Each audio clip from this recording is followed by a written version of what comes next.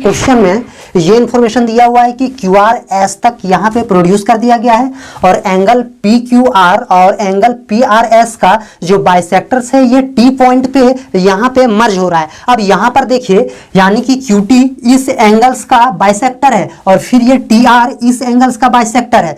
अब यहाँ पर यदि ये टी क्यू इस पूरा एंगल्स का बाइसेक्टर है तो ये पूरा एंगल्स को दो बराबर भागों में बांट देगा, यानी इस एंगल्स को हमने ए मान लिया और इस एंगल्स को हमने ए मान लिया, दो बराबर भागों में बांट दिया। अब चूंकि टी आर भी पी आर एस का बाइसेक्टर है तो यहां पर इस एंगल्स को हम बी मान लिया और इस एंगल्स को बी मान लिया। अब यहां पर देखिए हमें प्रूफ करना है कि क्यू टी आर यानी कि क्यू टी आर ये वाला एंगल जो होगा इक्वल होगा क्यू पी आर का हाफ, क्यू पी आर का हाफ, यानी इस एंगल का हाफ होगा ये एंगल। अब यहां पर देखना, इस चीज को प्रूव करने के लिए सबसे पहले मैं आपको एक कॉन्सेप्ट को रिमाइंड करवाता हूं, exterior angle property of a triangle. इसमें हमने ये पढ़ा था कि सर कोई भी एक ट्रायंगल है और इस ट्रायंगल का अगर ये एक्सटीरियर एंगल इस एंगल्स और इस एंगल्स को अगर आप ऐड कर दो तो इन दोनों एंगल्स का सम इस एक्सटीरियर एंगल के इक्वल हो जाता है, हमने ये पढ़ा था। अब मैं इसी कॉन्सेप्ट के आधार पर इसे मैं प्रूफ करूंगा। मैं लेता हूं triangle Q T are, in triangle Q T R. अब यहां पर देखिए ये एक्सटीरियर एंगल है हमारा क्यू टी आर में, ये इतना एंगल हमारा एक्सटीरियर एंगल है, यानी कि इस एंगल को और इस एंगल को ऐड करोगे तो इस एंगल के बराबर होगा। इसीलिए हम लिख सकते हैं angle B is equal to angle A plus angle Q T R, यहां पर लिखा एंगल क्यू टी आर। अब इस चीज को आगे जब सॉल्व करोगे तो यहां पर हम लिख सकते हैं एंगल बी, ए को इधर लाया तो minus angle A is equal to angle Q T R, इसे हमने मान लिया equation 1।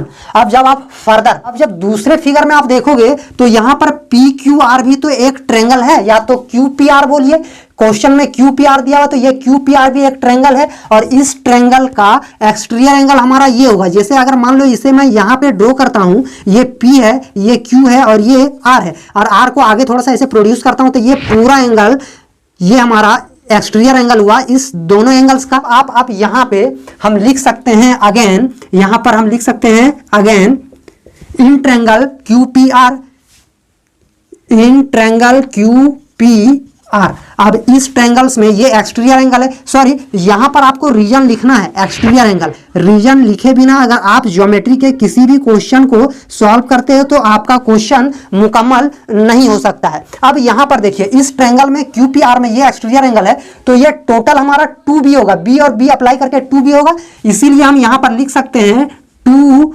Angle b is equal to, हम ऐड करेंगे तो ये वाला ये इकट्ठा हमारा 2 एंगल ए प्लस इस एंगल्स का हम नाम देंगे क्यू पी आर, हमने यहां नाम दिया angle Q P are. Further इसे जब आप सॉल्व करोगे तो ये 2 एंगल बी और 2 एंगल ए को हमने राइट हैंड साइड में लाया तो minus 2 angle A is equal to यहां पर बचा क्यू पी आर, इसे हम इक्वेशन 2 मान लिया। अब यहां पर देखिए यदि आप यहां पर ध्यान दोगे तो ये 2 को हम कॉमन ले सकते हैं, यदि आप कॉमन लोगे तो ये 2 और अंदर में हमारा बच गया यहां पे angle B minus angle A is equal to angle Q P R. अब यहां पे देखिए angle B minus angle A is equal to क्या है, क्यू टी आर।